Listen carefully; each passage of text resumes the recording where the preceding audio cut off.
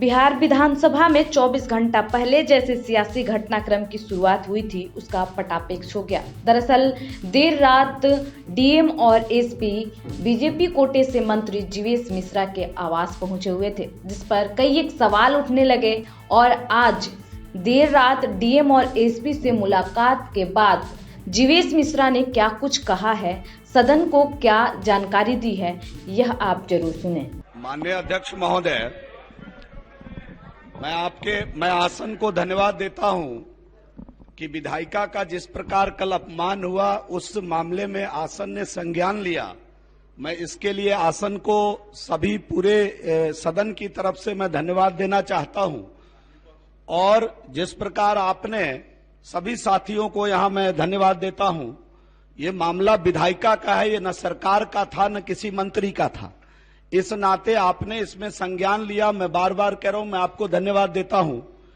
लेकिन minute 2 minute में अगर कोई अप्रत्याशित घटना घटे उसके ऊपर संज्ञान लेना आसन की जिम्मेदारी और जवाबदारी है, जिसको आपने बखूबी निभाया है। मेरी आपत्ति इस बात पर थी कि मुख्यमंत्री जी का कारकेड जाने के बाद 11-12 गाड़ी को जाने दिया और मेरी गाड़ी को रोक दी गई। और एक बार नहीं रोका गया, एक बार जब रोका गया तो मैं रुक गया। जब मैं दोबारा चलने की कोशिश किया तो उस गेट को बंद करने के बाद ही मुझे जाने की अनुमति दी गई। मेरा आक्रोश इस पर था। जो अनुचित है, गलत है, इसको मैं सही नहीं कह सकता हूं। लेकिन मैं धन्यवाद देता हूं कि यहां के जो वर्तमान डीएम है और एसपी है, एक काबिल सदस्य ने इस प्रश्न को रखा भी था कि उन्होंने मुझसे समय मांगा था और रात के 9:30 बजे वो मिलने आए। वो बार बार इस घटना पर खेद प्रकट किए, उन्होंने क्षमा याचना की और क्षमा सोभते उस भुजंग को जिसके पास गड़ल हो। तो मैंने उनको क्षमा किया इस शर्त पर कि उन्होंने कहा कि इसकी जांच होगी और धरातल पे जमीन पे वहां आपको जिसने रोका है उसकी गलती मुझे दिख रही है और मैं उस पर उचित कार्रवाई करूंगा। इस शर्त पर, इस खेद पर मैंने उनको क्षमा किया। ये विषय रात्रि में आया है, उसको मैं सदन को अवगत करा देना चाहता हूं। आपको बता दें कि ये बातें जीवेश मिश्रा ने आज प्रश्नोत्तर काल के दौरान रखी और उन्होंने कहा कि देर रात अधिकारियों ने मिलने का समय मांगा और खेद प्रकट किया और मैंने माफ कर दिया।